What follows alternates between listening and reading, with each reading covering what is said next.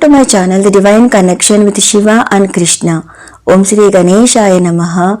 Om Shri Gurubhyo Namaha.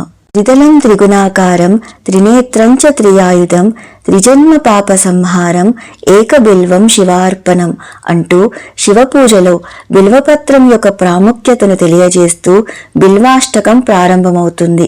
అంతటి మహిమాన్వితమైన బిల్వపత్రం పరమేశ్వరునికి ఎంతో ప్రీతిపాత్రమైనది.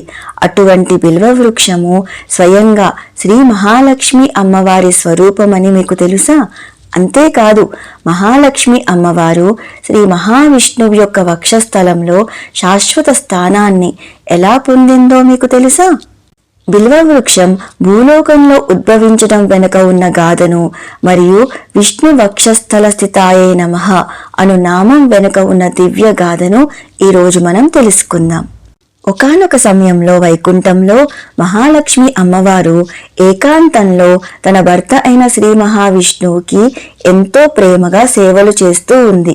ఆ సేవలకి ఎంతగానో సంతృష్టి చెందిన శ్రీ మహావిష్ణువు అమ్మవారితో, లక్ష్మి, నీ సేవలకు ఎంతగానో ప్రీతి చెందాను, ఏదైనా వరం కోరుకో, తప్పక అనుగ్రహిస్తాను అన్నారు. దానికి లక్ష్మీదేవి, నాదా, ఏ భార్యకైనా భర్త అనురాగం కంటే మించినది ఏదీ ఉండదు. అలాంటిది నాకు మీ అనురాగం పుష్కలంగా లభిస్తున్నప్పుడు నాకంటే అదృష్టవంతురాలు ఇంకెవరుంటారు చెప్పండి అని అన్నది. ఆ మాటలు విన్న శ్రీహరి, లక్ష్మి, నీకు నా ప్రేమతో పాటుగా పరమేశ్వరుని యొక్క అనుగ్రహం కూడా కావాలి. కాబట్టి ఆ పరమశివుణ్ణి ప్రసన్నం చేసుకోవటానికి నువ్వు తపస్సు ఆచరించాలి. తద్వారా లోక కళ్యాణం కూడా జరగనుంది అని అన్నారు. అది విన్న శ్రీ మహాలక్ష్మి లోక కళ్యాణార్థం శ్రీహరి అనుజ్ఞ తీసుకుని వెంటనే భూలోకం చేరుకుంది. అక్కడ తను తపస్సు చేయటానికి అనువైన స్థలం కోసం వెతుకుతూ ఉండగా అటుగా వచ్చిన నారద మహర్షి అమ్మవారికి తపస్సుకు అనువైన స్థలాన్ని చూపిస్తాడు. ఆయన సూచన ప్రకారం శ్రీశైల క్షేత్రంలోని పాతాళ గంగకు చేరుకుని అక్కడ ఉన్న ఒక అశ్వత్థ వృక్షపు నీడలో తపస్సు ప్రారంభించింది లక్ష్మీదేవి. అయితే తపస్సు ప్రారంభించే ముందు తను గణపతిని ప్రార్థించడం మర్చిపోయింది. అందుకు కోపగించుకున్న గణేశుడు లక్ష్మీదేవి తపస్సుకి విఘ్నం కలిగించమని సరస్వతీదేవిని ప్రార్థిస్తాడు. గణనాథుని యొక్క విన్నపం మేరకు లక్ష్మీదేవికి విఘ్నాలను కలగజేయసాగింది సరస్వతీదేవి. అందువల్ల మహాలక్ష్మి అమ్మ ఏకాగ్ర చిత్తంతో ఎంతగా శివ పంచాక్షరీ మంత్రాన్ని జపం చేసే ప్రయత్నం చేస్తున్నా తన మనస్సుని మాత్రం లగ్నం చేయలేకపోతుంది. దానికి కారణం ఏమై ఉంటుందా అని ఆలోచించిన లక్ష్మీదేవికి తను ముందుగా ప్రథమ పూజ్యుడైన గణనాథుని ప్రార్థించకుండా తపస్సు ప్రారంభించటం వల్లే ఈ విఘ్నాలు కలుగుతున్నాయి అని గ్రహించింది. వెంటనే తన తప్పుని సరిదిద్దుకుంటూ వినాయక వ్రతాన్ని చేసి గణేశుని యొక్క అనుగ్రహాన్ని పొందింది. తిరిగి తపస్సుకి ఉపక్రమించిన లక్ష్మీదేవి ఆ క్షణం నుండి కేవలం వాయుభక్షణం మాత్రమే చేస్తూ పరమేశ్వరుణ్ణి ఉద్దేశించి ఘోర తపస్సు చేయసాగింది. అయినా పరమేశ్వరుడు ప్రసన్నం కాలేదు. కానీ తను చేస్తున్న ఘోర తపస్సుకి ఆమె దేహం నుండి ఒక దివ్య తేజోమయమైన అగ్ని వెలువడి సమస్త లోకాలని దహించటానికి బయలుదేరింది. అది చూసిన మహర్షులు, దేవతలు కైలాసంలోని పరమేశ్వరునికి మొరపెట్టుకున్నారు.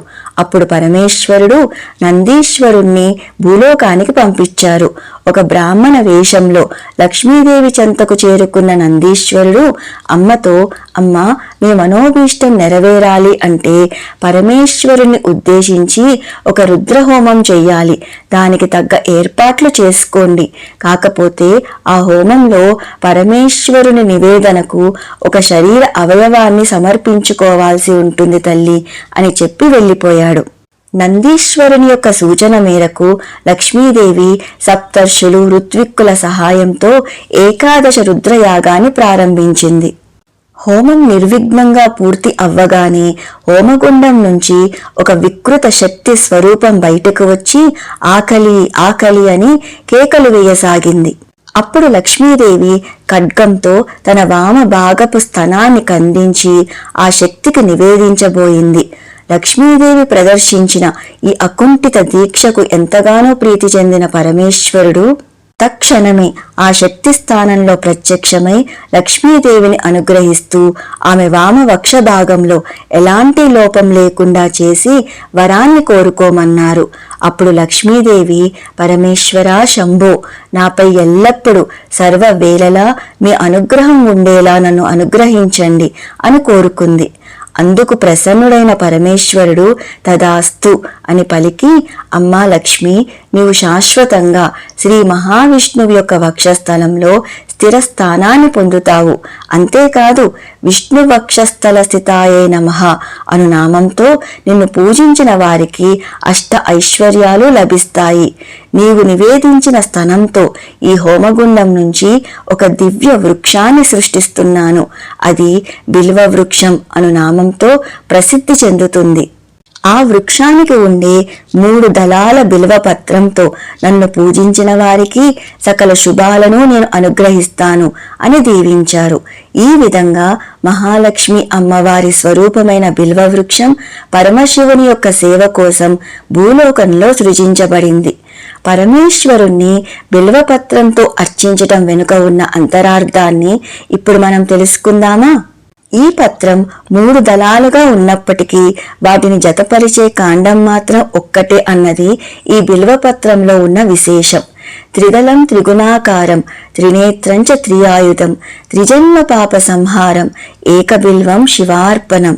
బిల్వపత్రంలోని 3 దళాలను సత్వరజస్తమో గుణాలకు, సృష్టి స్థితి లయలకు, అకార ఉకార మకార సంయోగమైన ఓంకారానికి, పరమేశ్వరుని యొక్క త్రినేత్రాలకు, ఆయన త్రిశూలానికి ప్రతీకలుగా భావిస్తారు. మూలతో బ్రహ్మ రూపాయ, మధ్యతో విష్ణు రూపిణి, అగ్రతః శివరూపాయ ఏకబిల్వం శివార్పణం. జగత్తు యొక్క సృష్టి స్థితి లయలను నిర్వహించే బ్రహ్మ విష్ణు రుద్రులు వేరువేరుగా కనిపిస్తున్నా వారికి మూలమైన పరమేశ్వరుడు మాత్రం ఒక్కడే అన్నదానికి సంకేతమే ఈ బిల్వపత్రం. బిల్వవృక్షం యొక్క దర్శన స్పర్శన మాత్రం చేతనే జీవుని యొక్క పాపక్షయం అవుతుంది. మారేడు వృక్షానికి ప్రదక్షిణ చేస్తే 33 కోట్ల మంది దేవతలకు ప్రదక్షిణ చేసినట్టే.